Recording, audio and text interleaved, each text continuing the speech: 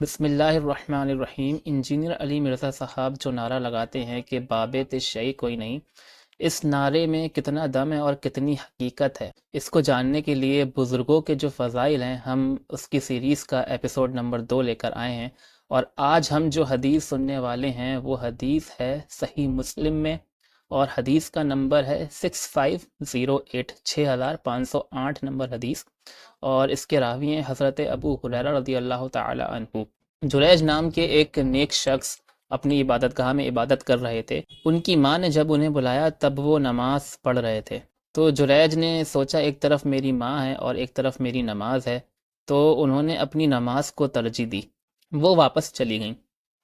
پھر دوسری بار آئیں اور بلایا، جریج میں تیری ماں ہوں، میرے ساتھ بات کرو۔ اس نے کہا اے اللہ، میری ماں اور میری نماز۔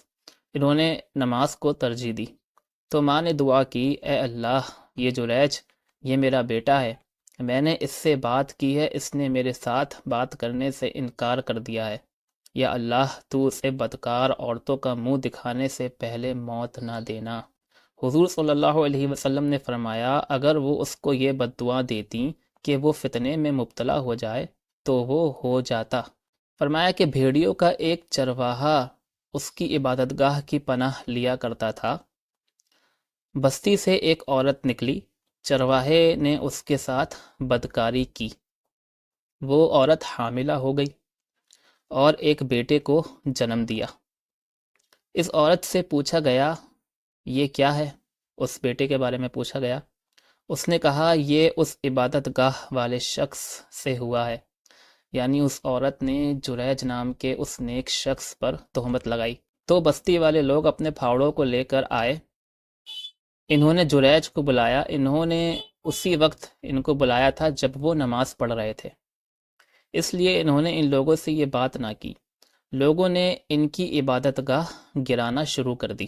جب انہوں نے یہ دیکھا تو اتر کر ان کی طرف آئے، لوگوں نے ان سے کہا کہ اس عورت سے اس بچے کے بارے میں پوچھو۔ وہ مسکرائے، پھر بچے کے سر پر ہاتھ پھیرا، پھر پوچھا کہ تمہارا باپ کون ہے؟ اس نے کہا میرا باپ بھیڑیوں کا چرواہا ہے۔ جب انہوں نے اس سے یہ سنا تو کہنے لگے ہم نے آپ کی عبادت گاہ کا جو حصہ گرایا ہے اسے سونے اور چاندی سے ہم دوبارہ بنا دیتے ہیں۔ جریج نے کہا نہیں، آپ اسے اسی طرح بنا دیں جس طرح پہلے بنی ہوئی تھی، اور پھر وہ اپنی عبادت گاہ میں چلے گئے۔ تو دیکھا آپ لوگوں نے کہ کس طرح ایک نیک شخص نے ایک دن کے بچے پر ہاتھ پھیرا تو وہ بولنے لگا۔ اگر انجینئر مرزا صاحب کے فالوورز کو یہ بات بتائی جائے تو وہ فوراً کہہ دیں گے کہ یہ تو کہانی ہے، حالانکہ یہ کہانی کہاں لکھی ہوئی ہے؟ صحیح مسلم میں، حدیث نمبر 6508۔